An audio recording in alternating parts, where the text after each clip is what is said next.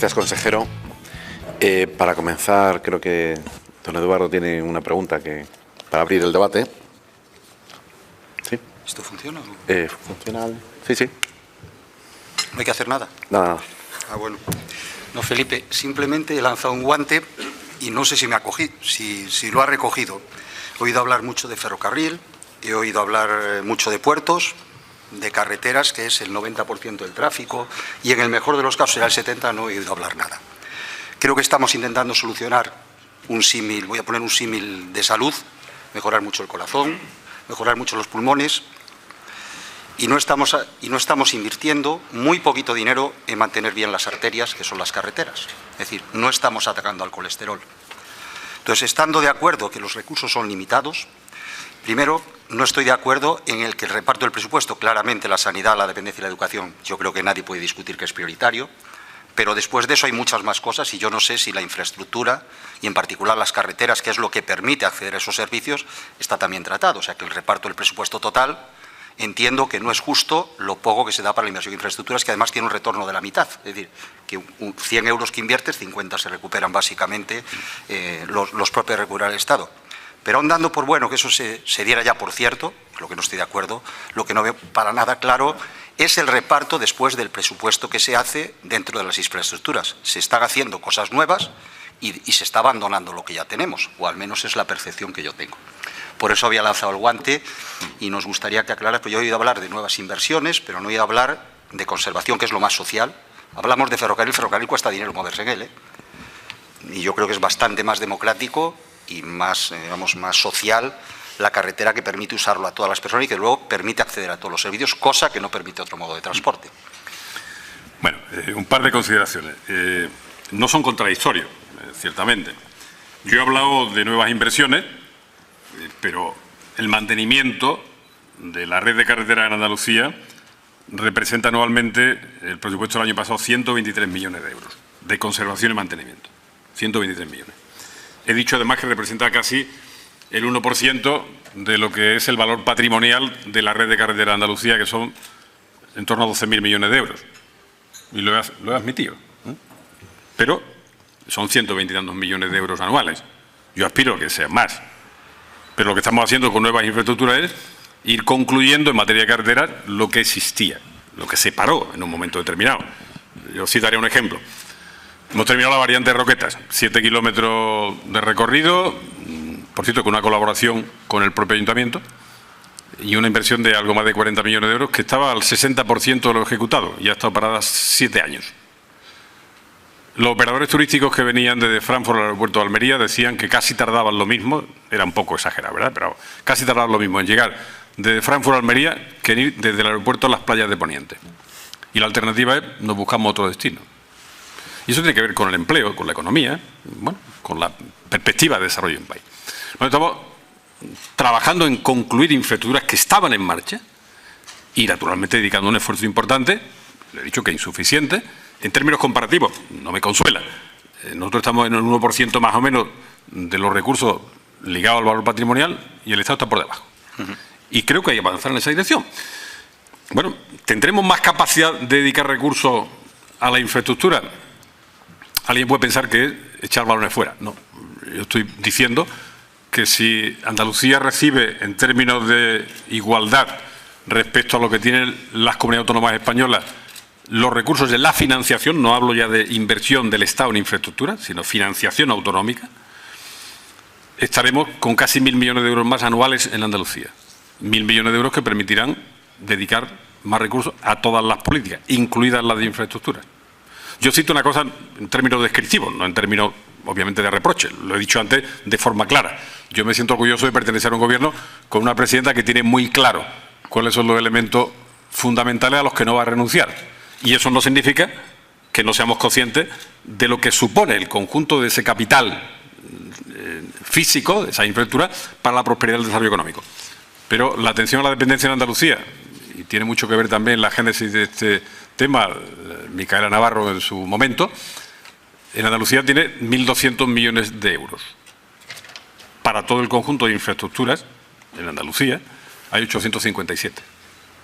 37 puertos en el litoral, 10.500 kilómetros de carretera, 76.000 viviendas de parque público de vivienda que gestionamos, 26.000 de las cuales en acceso diferido a la propiedad, pero 50.000 en régimen de alquiler, metros, tranvías y áreas logísticas.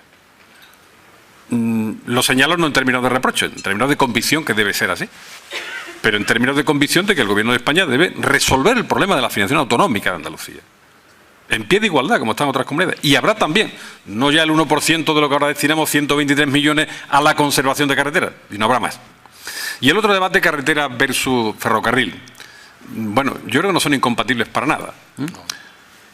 Es más, yo señalaba antes datos que no son de la Junta de Andalucía. 400.000 muertes prematuras en Europa como consecuencia de la mala calidad del aire.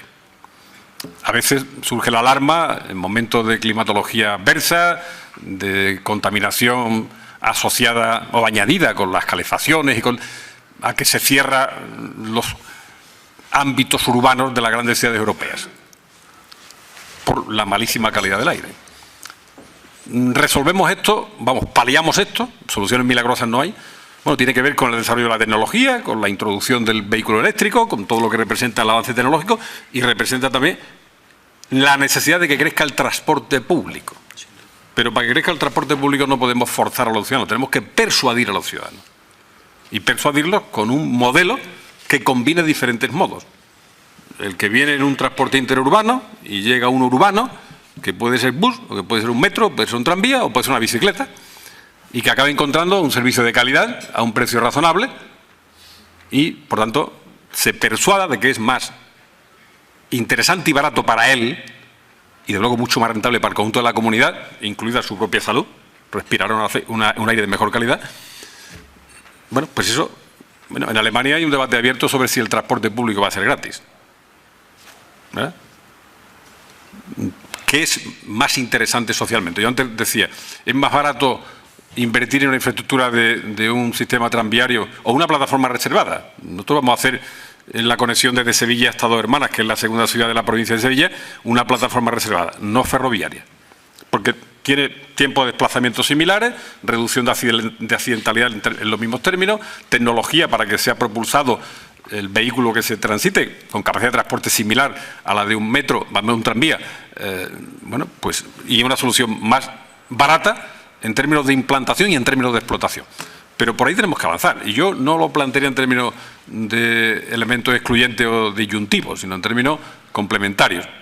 Y yo soy consciente de que efectivamente me gustaría destinar 250 millones de euros en Andalucía a la conservación de carreteras, no 120 y tanto que estoy destinando. Muchas gracias, consejero. Tenemos un montón de preguntas, tenemos poco tiempo.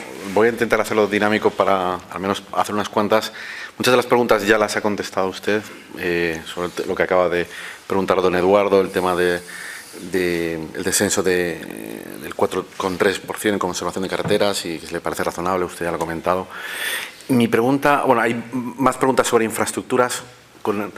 Hay una en particular, hay dos, una sobre el tema de autopistas y otra sobre el corredor del Mediterráneo. La primera de autopistas, creo que ha habido declaraciones suyas, ¿no?, diciendo que la autopista de Cádiz es un lastre, ¿no?, para la economía andaluza. Incluso se valoró ese desastre económico en 100 millones de euros. Creo que es literal, que usted decía que era la autopista más amortizada de Europa. ¿Cuál sería la solución? Esa es la pregunta. Además, la concesionaria creo que está en un proceso de fusión. Bueno, pues a ver qué soluciones se pueden dar.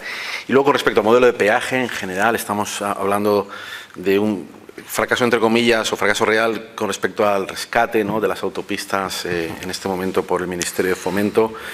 Y las dos preguntas, por resumirlas, ¿está fracasando este modelo? Usted también ha hablado de colaboración público-privada.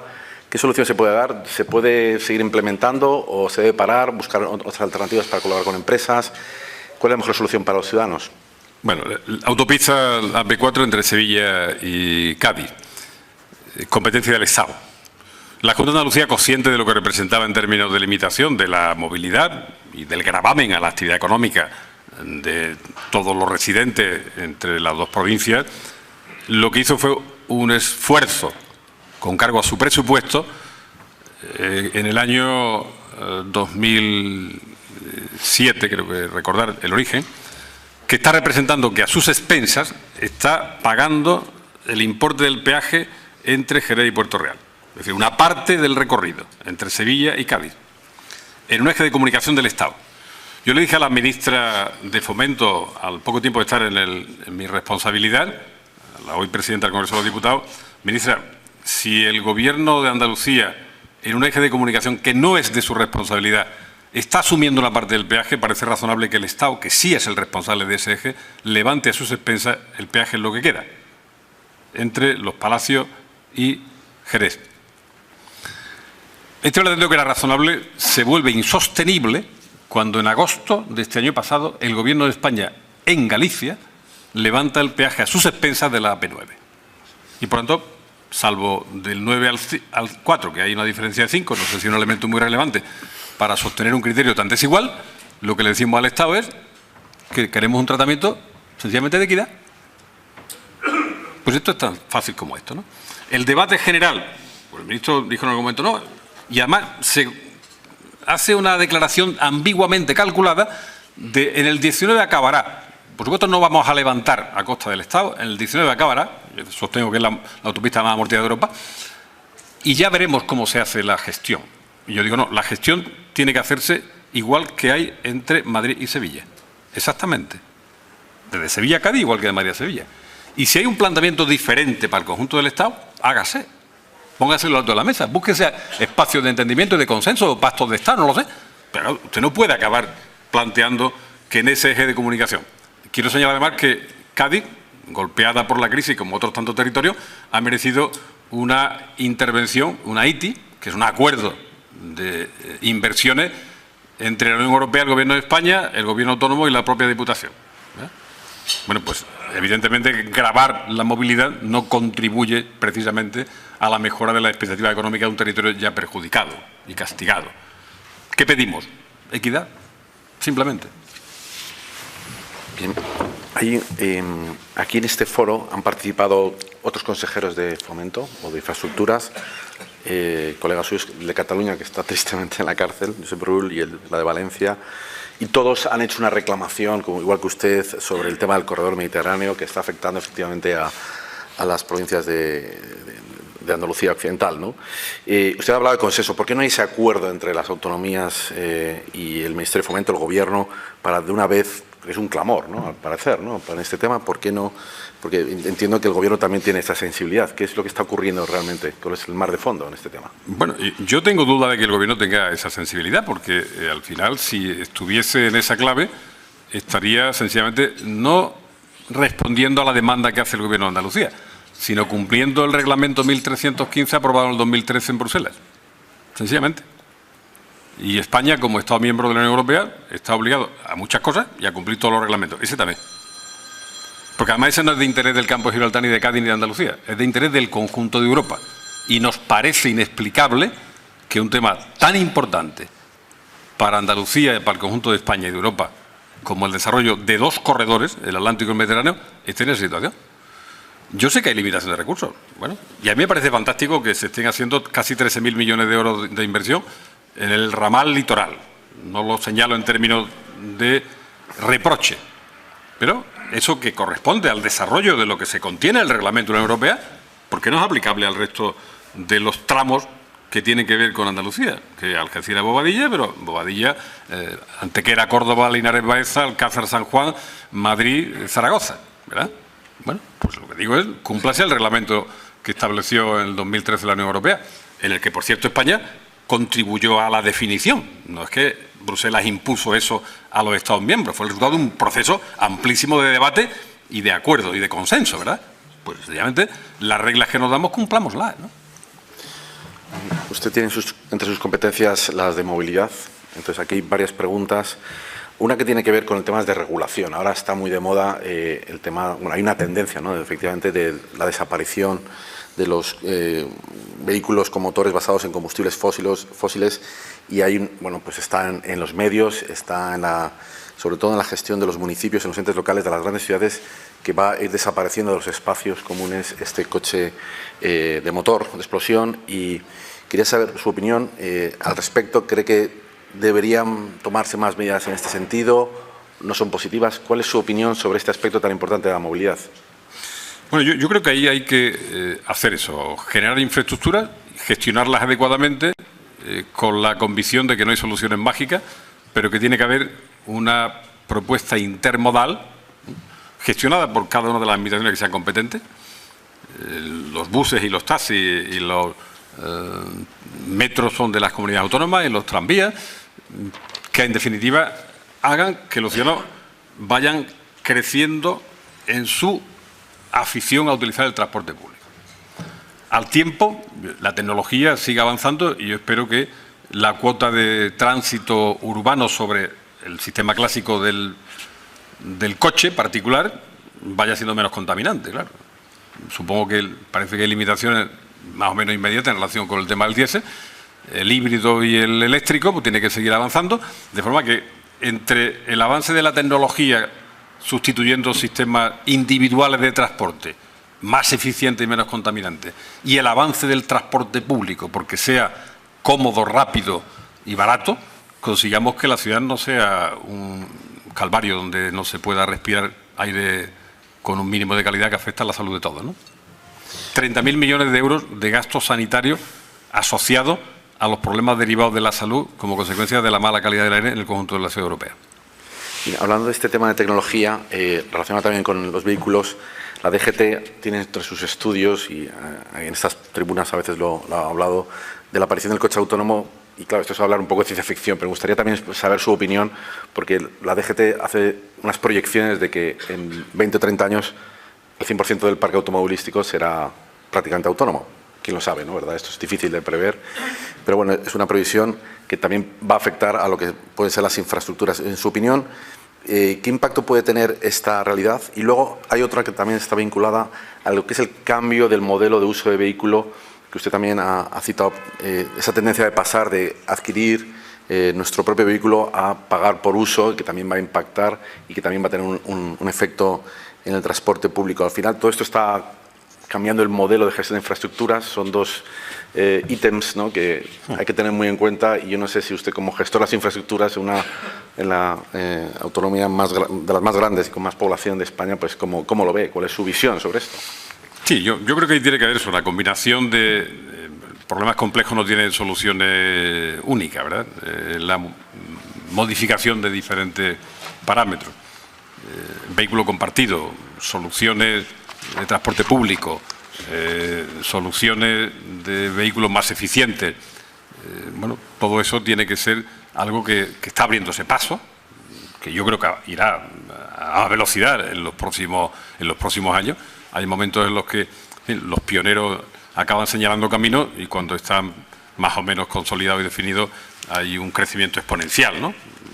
No estamos todavía en esa fase, pero yo estoy convencido de que por ahí tienen que ir las cosas, porque entre los elementos de persuasión, esto es un poco también la técnica del palo y la zanahoria, ¿verdad?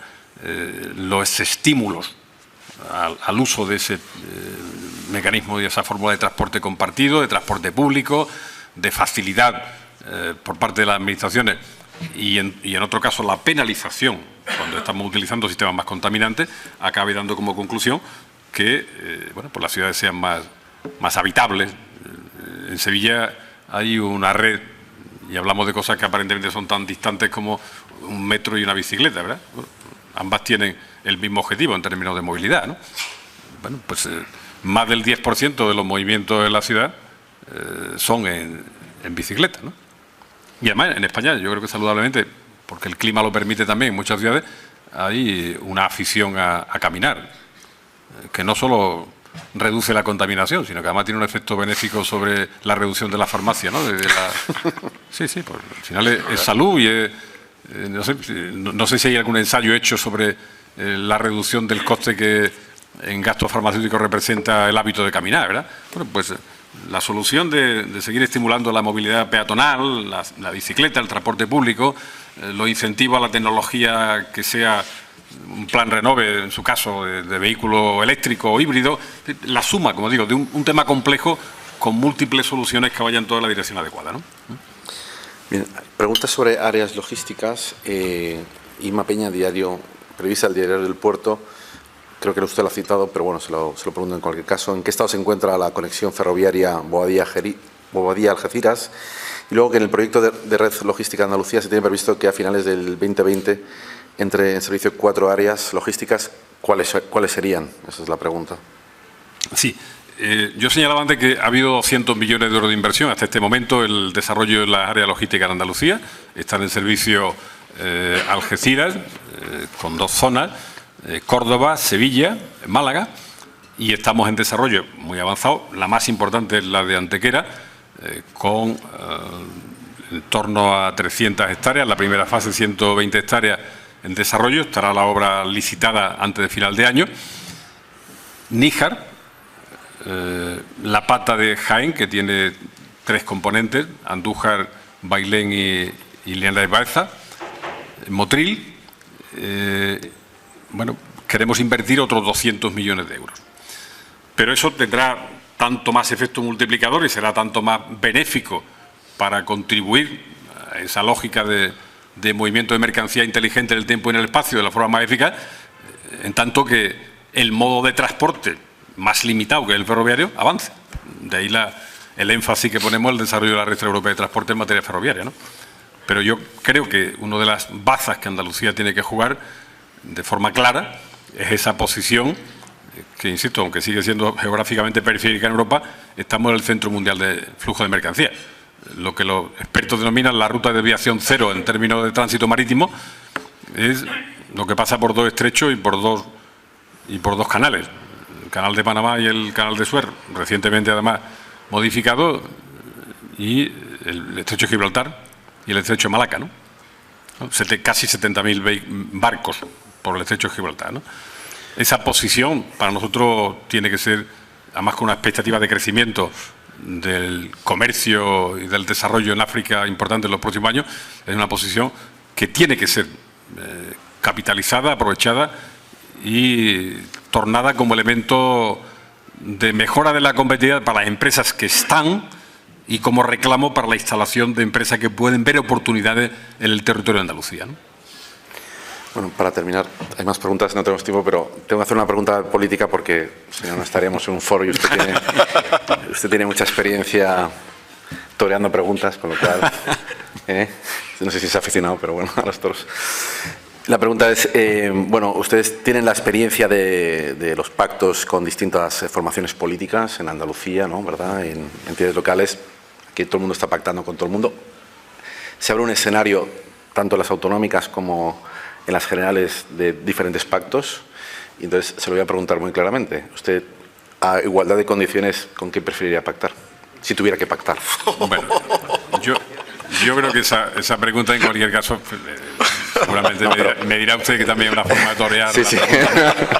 Pero nosotros tenemos vocación clara de ser un partido que tenga una capacidad de concitar mayoritariamente la confianza de los ciudadanos y, por tanto, ser autónomo en la toma de decisiones, en la conformación del gobierno. Y esa es nuestra vocación y esa es nuestra posición claramente en Andalucía. Y yo espero que así sea en la próxima convocatoria electoral y, por tanto, no tengamos que depender de nadie. Si tuviese que ser así, será el segundo momento. Cuando llegáramos a ese río, atravesaremos el puente que lo transita. Pero yo tengo la convicción de que a pesar del cambio político que se ha producido en muchos territorios en España en esta última etapa, en Andalucía hay una posición muy sólida del gobierno socialista y de la presidenta que lo lidera, como para poder aspirar a revalidar una mayoría suficiente en las próximas elecciones.